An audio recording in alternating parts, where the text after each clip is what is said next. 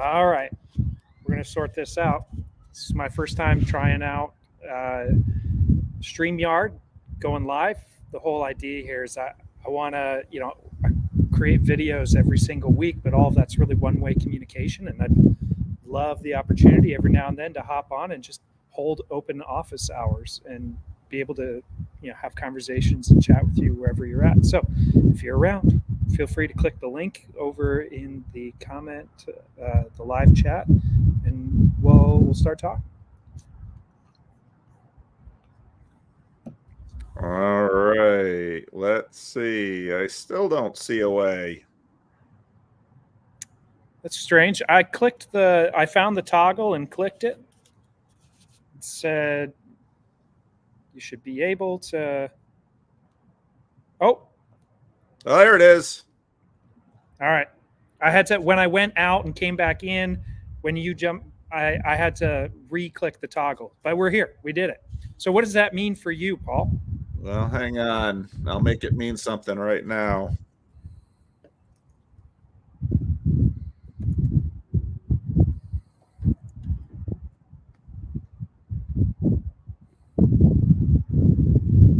So you're about to walk me through a guided tour of StreamYard, right? Sort of. I'm about to show the world a little bit of what you're doing and who you are, because I mentioned our conversation on a couple of streams to some people in my community, and they're like, oh. And so then I see you're playing with StreamYard. And so one of the buttons down below there, you've got us sort of side by side. If you want, you can sort of bring us up close too.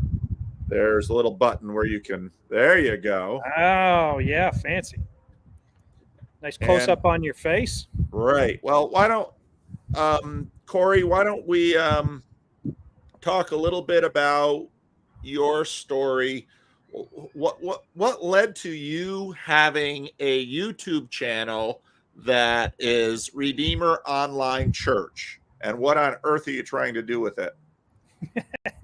That's a good question. It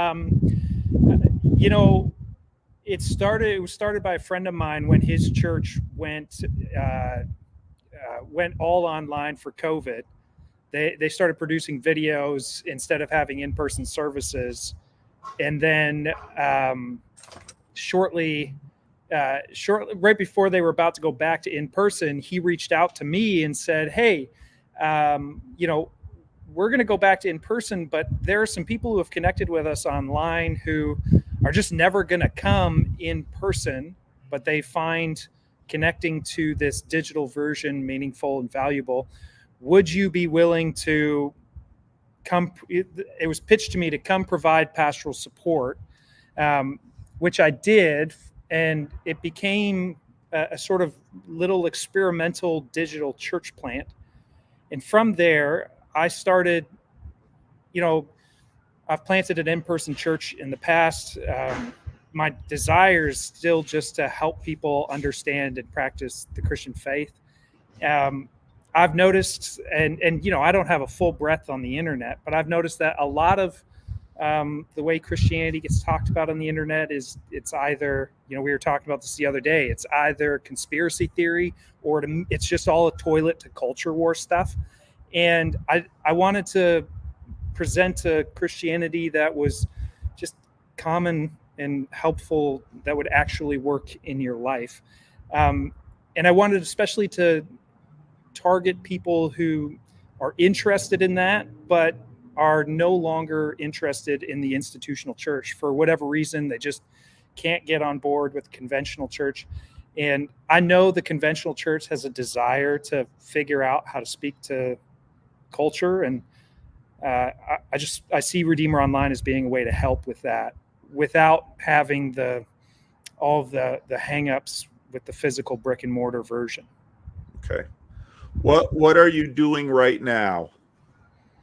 Right now with Redeemer Online, it's been this kind of three-pronged approach. It's content creation, which is that like non-conspiracy theory, non-culture war, but just the historic, I would think, the historic Orthodox Christian faith, but presented in a way that works in your life.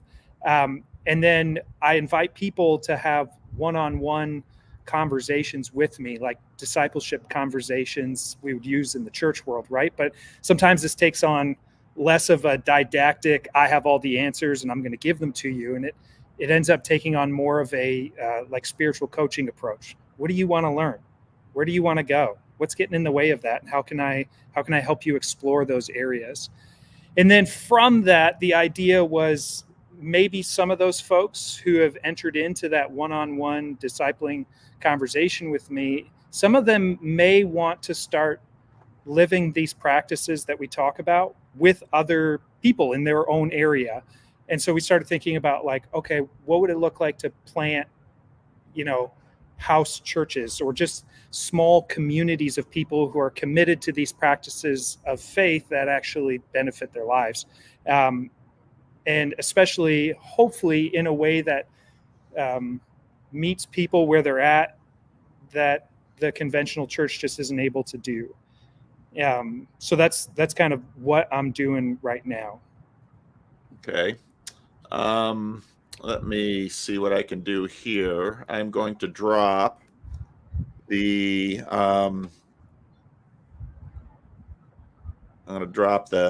YouTube, the link to your YouTube channel. You have a website too that you use in addition to that, or just the YouTube channel? Yeah, I have a website as redeemeronline.church. That's a pretty good get. Good old .church. .church, pretty straightforward. Oops. I'm going to drop that in the comments. Now, Phlebas, I'll introduce you to some of the characters who have joined in the chat. Clara is a PhD student at Notre Dame. Had a little bit of church background, but not really any church in her life right now. And she met another guy in the corner named Sourdough Neil. And she was sitting in coffee shops having the kind of conversations that I have. And he came up to her and said, "Oh, you're doing Randall's conversations like Paul Vanderklay online." And she's like, "What?" And so then he started explaining about what we were doing. And then she says, "Oh, I'm curious about this. It's kind of what I'm studying with my PhD in sociology." So she jumped into the community. Neil Daedalus, who I just got to meet a couple of weekends ago, is a tech guy who lives in I won't out him too much on personal details, but he came to the retreat, the estuary retreat that I did at my sister's place. He's a Roman Catholic, was raised in a mainline church, and McMosa was an evangelical minister in a mega church and got bounced out of ministry. He's got an interesting story. Let's see who else wants to. Yes, he does randos, Clara. Mark D. Parker, unlike how his name sounds, is actually not a serial killer. Mark D. Parker lives in Redlands, California, and he was also at the estuary retreat. And he has a very interesting story. He's currently going to, his story. You'll have to find his channel. So William Branch is he has more comments on my channel than any other person. And he has a conversation with Mark D. Parker on Mark D. Parker's channel. So one of the things that you can do with YouTube once we're done making this video, you can go back on it. And once YouTube sort of reassembles the live chat, you can click on their names. Now, actually, Mark Parker is in that list on that website I gave you. Yep. I rebuilt it a little bit. So he does live streaming. Clara does live streaming. Sam Ewing is a very interesting guy. He's actually a Reformed guy who's been on the channel a number of times. And so he's a Reformed Protestant.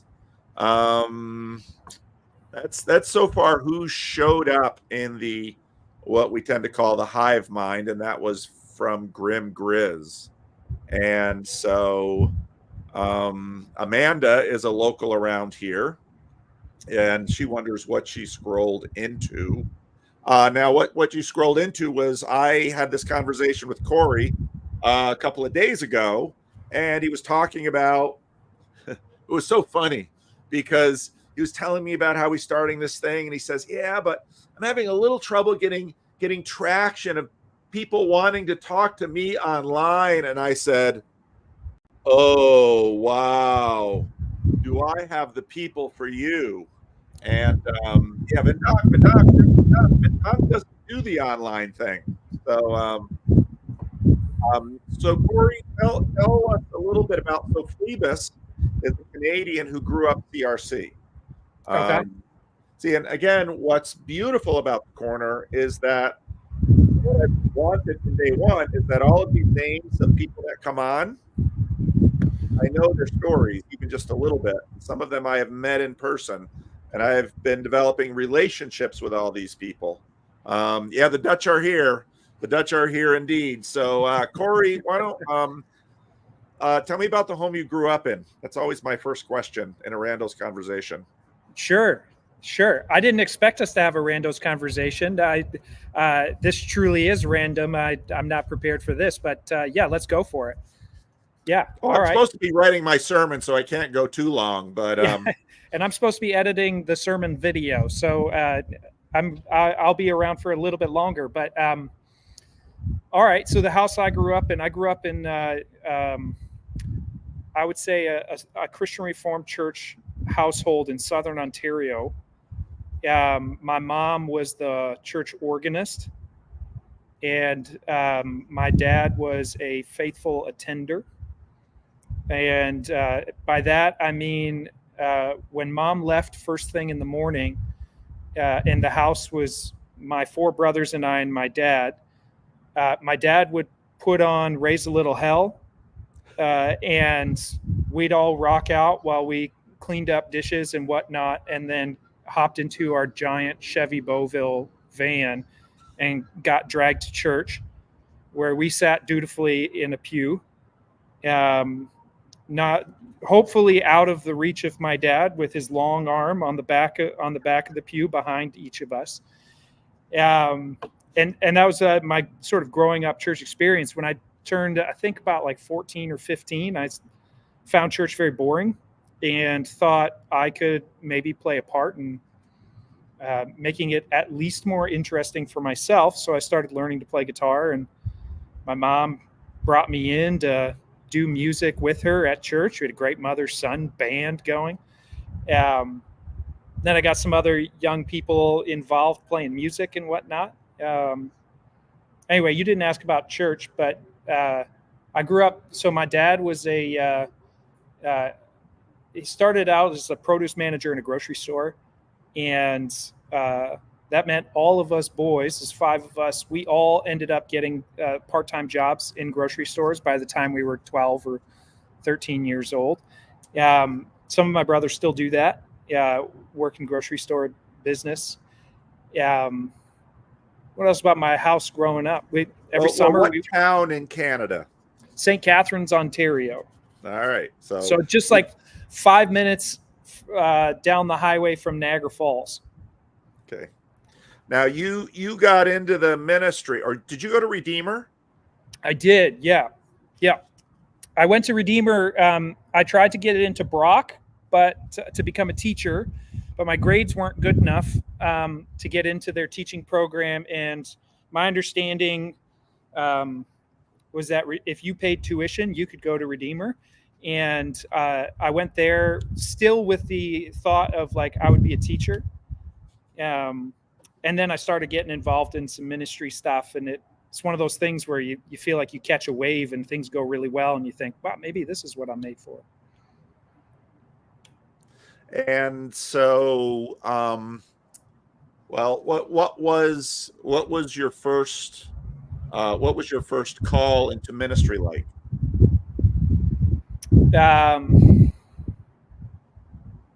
What do you mean by call?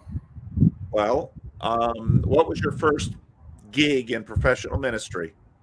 In professional ministry, like after I was after I graduated seminary, my first gig was I got tricked into planting a church in Caledonia, Michigan. Uh, Scott uh, Greenway is a very tricky man. he is. He is. He's a good man. He's a tricky man. Yeah, Scott invited me out to lunch one day. I was a student at the seminary, and he says, "Hey, our church is gonna. We'd like to start something new. We want to start something we call this new worshiping community." And it had this very mysterious language about it. And then he sort of, as he's talking about this thing, he said, and we're wondering if you'd like to intern for the person who leads this new community. So he was offering me the opportunity to have an internship working with a church planter, which I thought would be a phenomenal deal. I mean, I'm not done seminary yet. It would be a paid internship. I'd get some good experience in an area I was interested in. So I said, absolutely. And I started on the job, and they mostly had me, there was no church planter yet. They mostly had me doing like teaching high school Sunday school class and doing some Sunday evening worship service preaching, and all of those things kind of went well. But they're things that like interns do, but they're not like church planting intern things.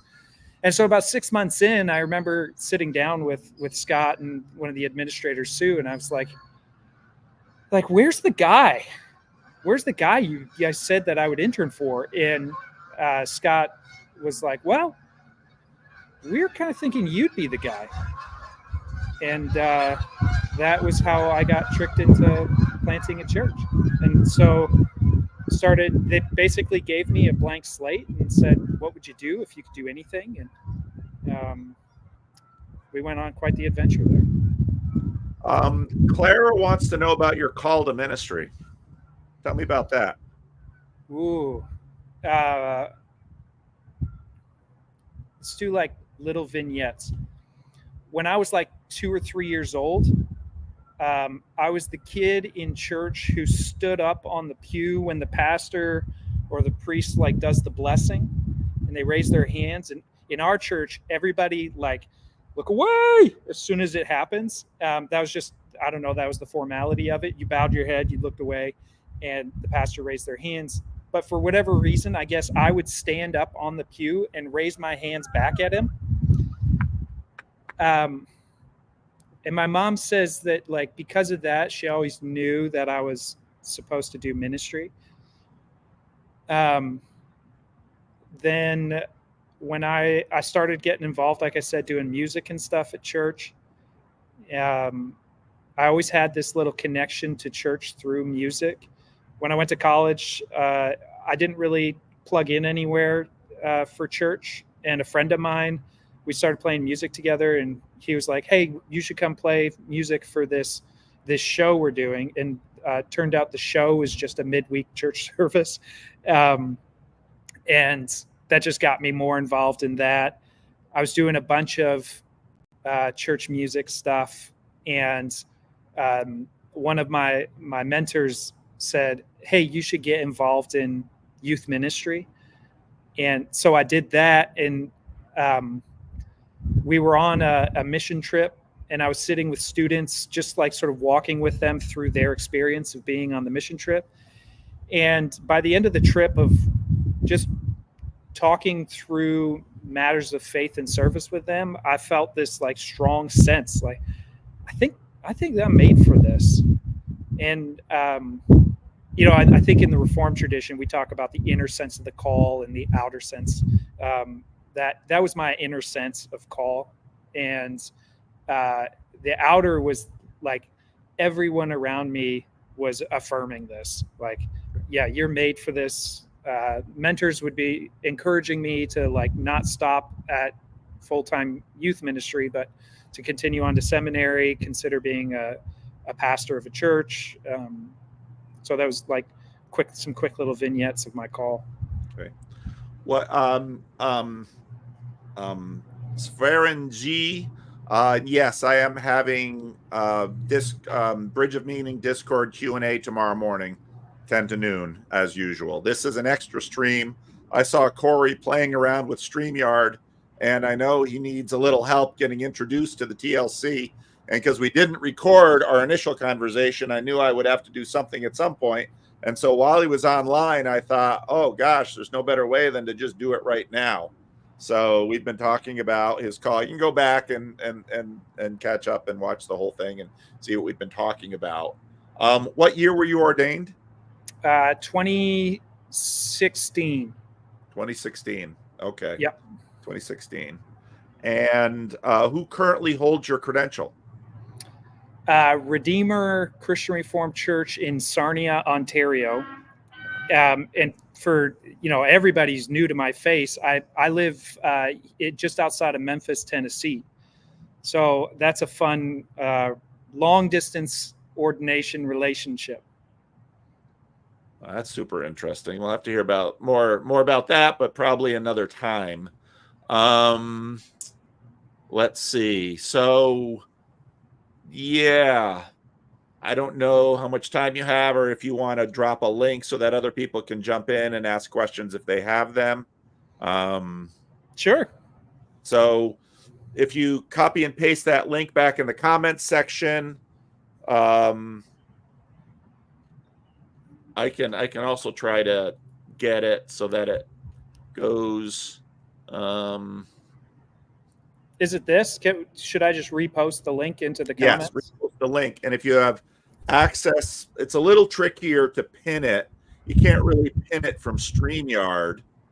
Oh, I've got to go on to YouTube and pin it? Yeah, you would. So just drop it again. So that's fine. So questions are, who shows up to online church? Yeah, that's a great question. So it's asynchronous. So it's there is no one gathering for people. I think of it more as a resource for your discipleship, and the church happens sporadically wherever two or more end up gathering.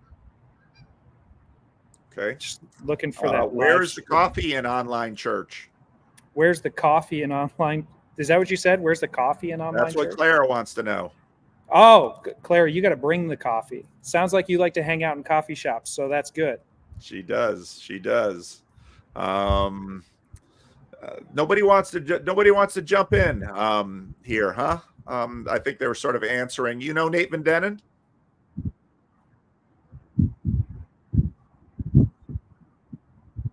Nate Van Dennen. Yeah. Nate and I know each other. We've interacted at classes a couple because we're in the same classes. Okay. One of the things you'll have to figure out is it's very hard to live stream anything outside because of the wind noise. You can do it pretty well in a car or a room with a lot of windows. I know you weren't planning on it, so. Yeah. Are you hearing a ton of wind? There is some wind noise, yeah. And so, but that's not too bad. My first video was atrocious. And with YouTube, people will forgive a lot of things in video, but audio, which is actually deceptively difficult, those audio sins are unforgivable sins on the internet. I did not. You're right. I did not expect to really much of anything to come out of this. This was my chance to play with StreamYard, and Paul, you decided to jump on here and bring your tribe, which is great. But I normally will do this in my office with a microphone and not all kinds of wind. Do people give money to an online asynchronous church?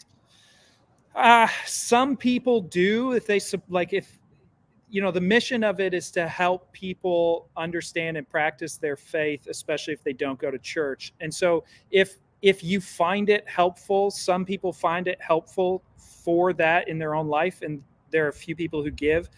And then it's also supported by outside individuals who believe that, man, there's no Christian Reformed Church presence online in this way. That's like it's 100% for a digital 100% for a digital audience that calls itself church.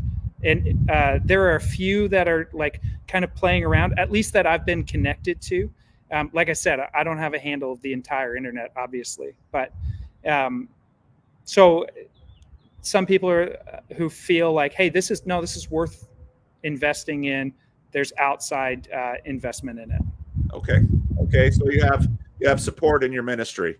Yep. Yeah. There is some support. Yep. So what do you mean that there's no Christian Reformed presence online? No. You didn't. That's not. I'm. No. What I mean is there. Have I been disowned so quickly? There's. No, Paul. Come on. You're the flagship CRC YouTuber. There's a difference between. There's a reason why the channel's not called Corey Van Heusen. And it's called RedeemerOnline.church. Okay. The goal here is to create something that can function in some of the ways that the conventional church does function, but is unable to reach some of the population. Okay. And it's a bit of an experiment. McMo wants to know if you have opinions on quote unquote Christian YouTube. I think the difficulty, McMo, that he's going to have with that is that I use that term in a very particular way. Interesting. What are your opinions of Christian YouTube, if you could guess what I might be thinking about when I say it that way? Why do this? What's wrong with the Christians that you see on YouTube? So we touched on, at least from my perspective, based on what algorithm, Big Algo feeds me on a regular basis, which is probably because I get suckered into clicking on it, most of what I see pop up is often it's either a funnel to conspiracy theory or a funnel to culture war, and on whatever your pet issue is. And I wanted to do something that felt like it was accessible and common for everybody.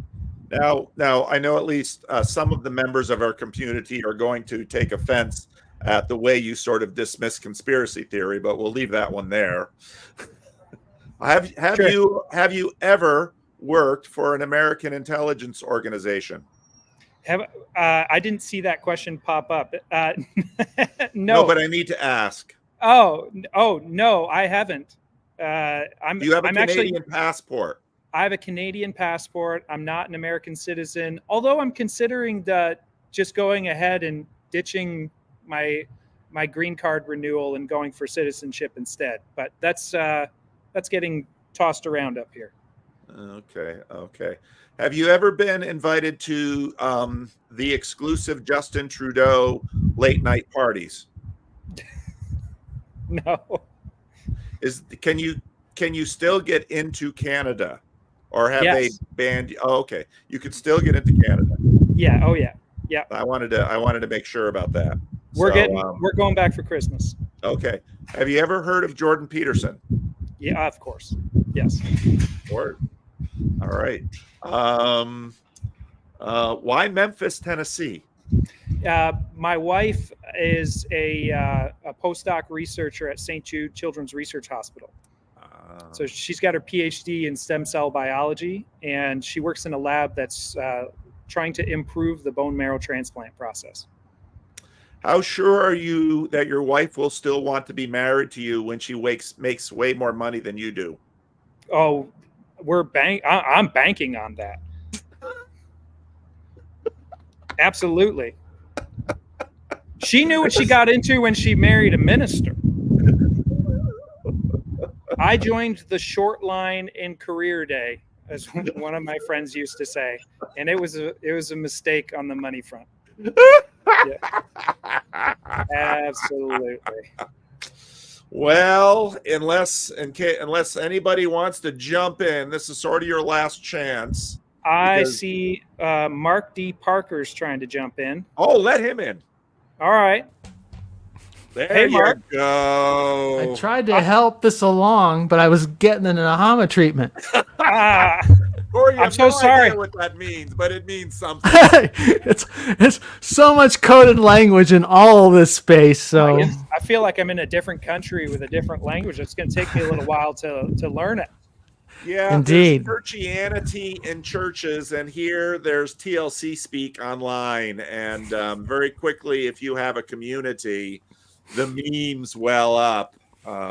how committed are you to your Reformed theology?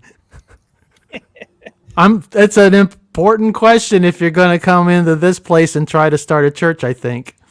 Oh, interesting. What makes you say that? Sorry. Also, Mark, I'm so sorry for taking so long to let you in. I saw you No, no, pop no. up. I was fine. I was having technical difficulties anyway. All right. So and Paul was saying nobody's hopping on, but the link was on all the activity in the chat is on his channel, and he didn't have the link on his I see. channel. Let me try and drop the link in my channel, YouTube chat. Sure.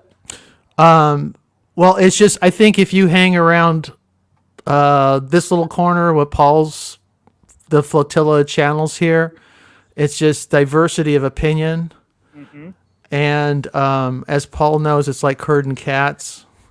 And I at Paul's retreat, I opened my thing of that got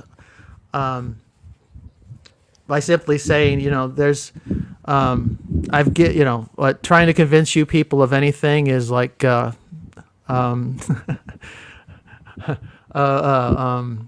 fool's errand. Because it's a very challenging place. A lot of smart people, a lot of strong opinions, and so I wonder about how much control of the narrative you think you have going into starting a church online. Maybe that's a good question to ask. Ooh, that's a great question. Control of the narrative. I bet there's a lot of wind coming through right now. So just heads up. I apologize for that. It's okay.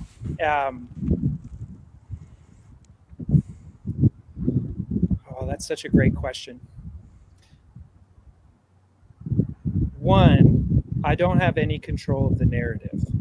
There's such a wide plurality of voices.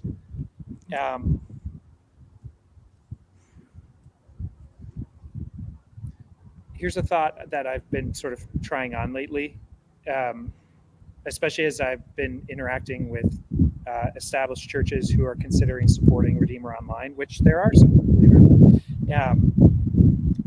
I suspect that in a conventional church setting, you don't have nearly as much control of the narrative as you think you do, and that there's also a plurality of opinions and voices there.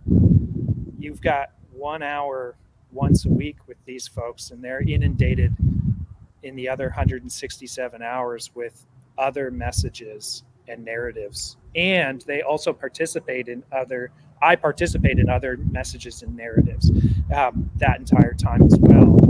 Some of them align with the truth, some of them diverge from the truth or in conflict with it. So I don't think any of us, this is the thought I'm trying, is I don't think any of us really has as much control over the narrative as we think we do. But what I'm hoping to provide is a version of the Christian faith and practice that can work and make sense in an individual's life and be something that they can gather around with other people. That's my hope. But it remains to be seen. We'll see. It seems to be working with some folks, but at the same time, as I interact with them, it's very clear that I'm under no illusion to believe that I control how they think or what they think. I mean, people are filled with a wide diversity of ideas and opinions, as am I. So, well, and this is part of the reason I said, because we were talking about these issues a little bit, and I said the only way you can level up with this kind of stuff is practice. And boy, do I have people for you. As I've been telling Mark Lefevre, you should go on. Friday afternoons, you can you can usually visit Mark on Navigating Patterns. I just recommended that Mark be a little gentle. Mark, but some of our people, I don't know what the word is. What? Straightforward. They've got a bunch of different things we can talk about, and not to be confused with Mark D. Parker. Mark D. Different- Parker and Mark different Levine Mark. are quite different people. Very different. Sure. Oh, should I get Nate? I'm sorry, Nate's in the queue as well. Yeah, Should I- let him Oh, in yeah. too. is that all right with you, Mark? Oh, no, bring. You don't ask us. You just do it. Oh, And again, but the rule is you have to see their face. yeah, I see. Yeah. Well, yeah. With the All right, one and Nate, exception make of sure a your guy face with is a showing. door mask, that's Chad the Alcoholic. You can let in a mask, but Okay. nobody else. Gotcha. Hey, Nate, thanks for jumping on. Yeah, it's good to see you. I happened to catch you on Twitter, and I thought, hey, I'll jump on and see how this is going. What I wanted to ask you, though, is this isn't your first rodeo with online church. Right? Like your church, I think in Michigan, did have an online piece before. And kind of what did you learn from doing it there that you're now bringing in here? Yeah, that's a great question.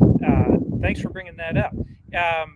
So the church that we planted in Michigan was a network of house churches. It was all in person.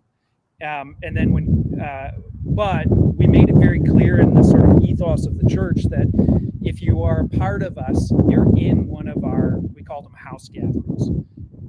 That's what it means to be a part of this church. And those were groups of people who committed to a rhythm of serving, of gathering for spiritual discipline, and of just holding invitational gatherings, inviting friends, neighbors to enjoy life together. And that happened on a monthly basis. So 1 week serve, 1 week spiritual discipline, 1 week sort of like backyard barbecue or go out or something. Depended on the group, it was always different.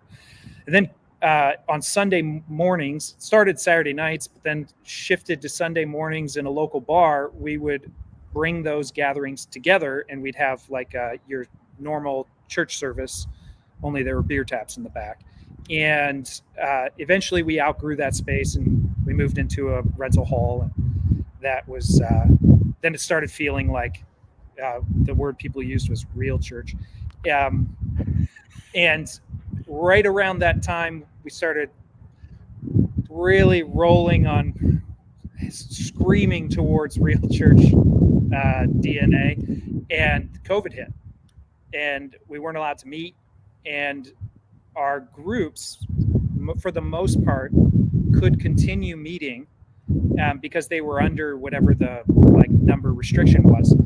And so what we did was I started creating video content and resources for the groups to use when they meet. So they would still have a Sunday morning service together, or they could still have their spiritual discipline Bible study or something. But it was just all video content that resourced those gatherings. And that sort of informed what I've been trying to do with Redeemer Online here, is using video, creating video resources for people's discipleship, and then hopefully to try and get groups off the ground as well. Although that's, so far that's been met with limited success. Does that answer your question? Yeah. Thanks, Nate.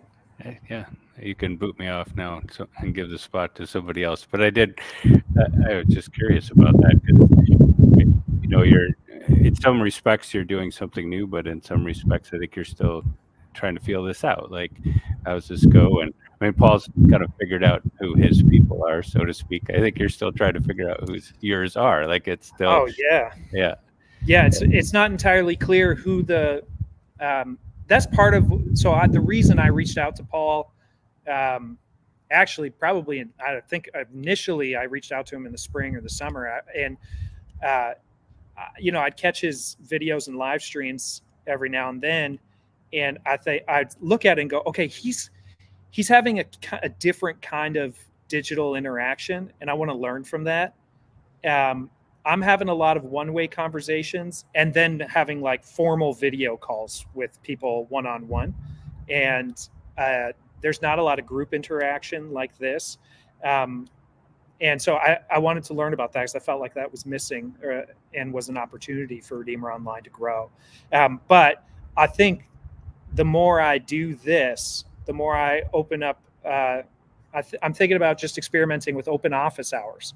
And, once or twice a week, I'll just come on a live stream, whoever wants to come hang out. And then we'll start to get a sense for like, who's really, Paul and I were talking like, there's 2,000 subscribers to Redeemer Online, but like, who are those people and what's the level of their engagement? And I think doing this will start to, people will start to pop up and we'll get some repeat and get a better handle on like who's hanging out. So, yeah. Thanks. Yeah, Thanks, you've got to get thanks. people out of the lurk. And, yeah. In some ways, I'm like, I think that might take some time because I've almost created a culture in which the online communication is one way, or at least it has been up until this point, unless you make an appointment. So. And one-way communication is not really communication. No. It's basically an electronic sermon, and there's already plenty of that online. So yeah, exactly. So it's basically, it's like an advertisement. It's probably just way too long. Yeah. So, all right. Anybody else anybody else need to be bumped up to the room or not? Or are we ready to shut this down? There's a whole bunch of comments that I have not responded to. I'm now just seeing what's my favorite flavor of ice cream. This is great.